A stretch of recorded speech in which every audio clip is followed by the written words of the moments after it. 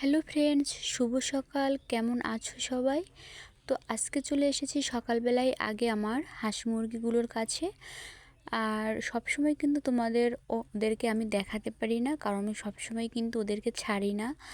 আর আজকে একটু ওদের কাছে এসেছি ওদের খাবার দেওয়ার জন্য।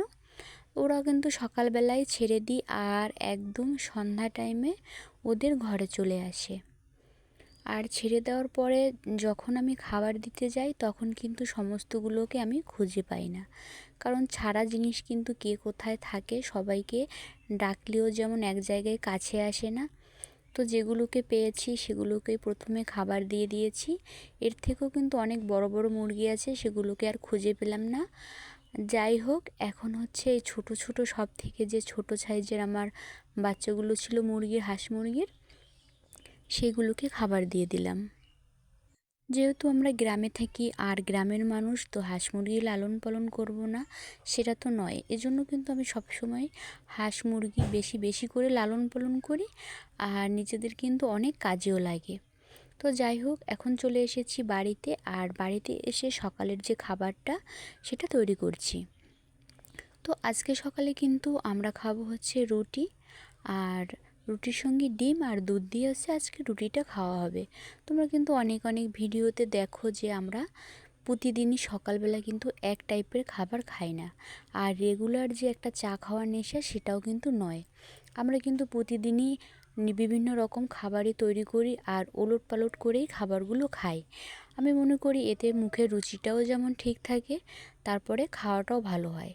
তো এদিকে কিন্তু তোমাদের দাদা দেখো, মানে আমার বরমশাই, এই যে রুটিগুলো বেলে দিচ্ছিল। আর রুটিগুলো কিন্তু দেখো একদমই মানচিত্রর মতো লাগছিল। যাই হোক, তারপরও তো আমাকে কষ্ট করে বেলে দিচ্ছিল।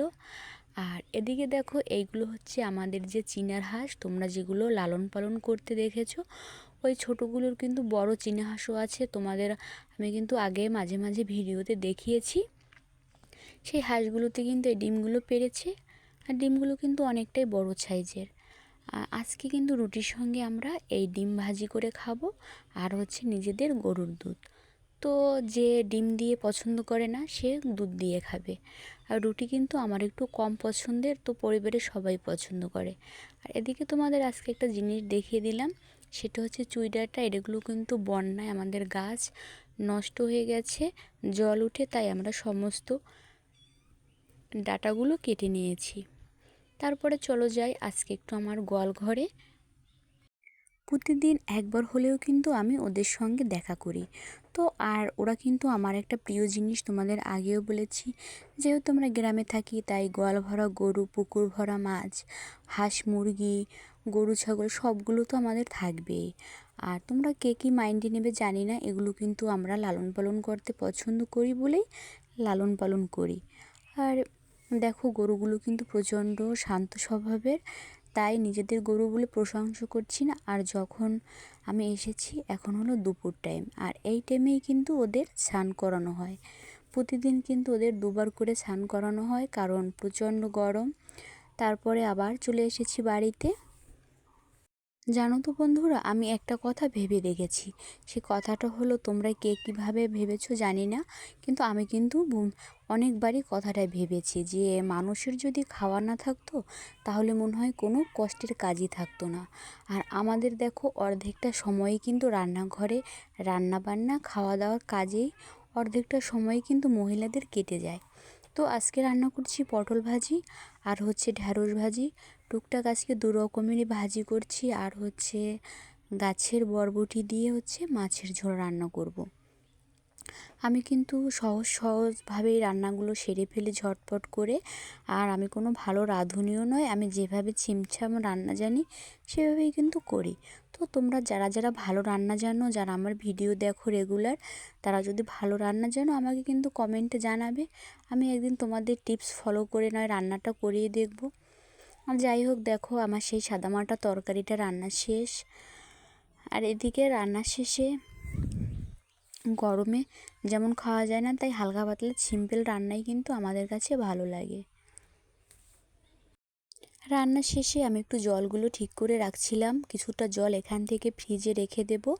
আমাদের যে দাদা জল দেয় সে কিন্তু ঝড় বৃষ্টির পরে আর একদিনও জল নিয়ে আসেনি।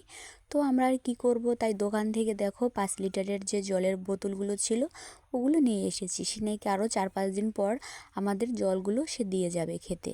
তো সেজন্য এই জলটা নিয়ে এসেছি। আর এখান থেকে কিছু জল এখন প্রচণ্ড গরম পড়েছে, তাই ফ্রিজে রেখে দেব।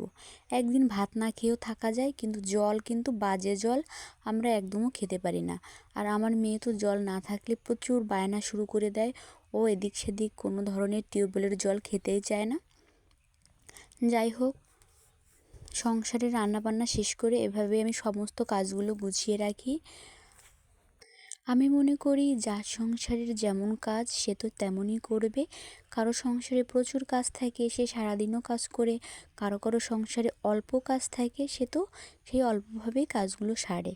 তো আমারও সংসারে যেমন কাজ, আমি সেটাই তোমাদের মাঝে শেয়ার করি প্রতিদিনের কাজগুলো।